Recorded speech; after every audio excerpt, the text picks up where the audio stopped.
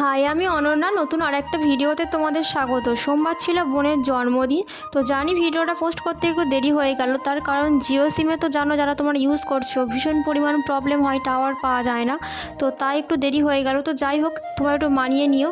আর video চলাকালীন একটা কথা না বললেই নয়, আমার ভিডিওতে যে পরিমাণ ভিউজ আসে তার 1%ও আসে না কোনো সাবস্ক্রাইবার বা লাইক বা কমেন্ট। সেগুলো আগে তোমাদের করতে হবে। আর তারপর সকাল সকাল দেখছিলাম মা চিকেন ম্যারিনেশন করে নিচ্ছিলো, কারণ সন্ধ্যাবেলার মেন আকর্ষণ ছিল হচ্ছে বিরিয়ানি। তো মা আদা রসুন বাটা, পেঁয়াজ বাটা, কাঁচা লঙ্কা আর টক দই, নুন আর তেল দিয়ে ভালো করে ম্যারিনেশনটা কমপ্লিট করে নেবে। আর সেদিন ছিল ভীষণ বৃষ্টি বৃষ্টি ওয়েদার, বাইরে প্রচুর পরিমাণ বৃষ্টি হচ্ছিল। তো বাইরে ঠিকঠাক করে কোনো কাজও করা যাচ্ছিল না, সব কাজ গুড়িয়ে যাচ্ছিল।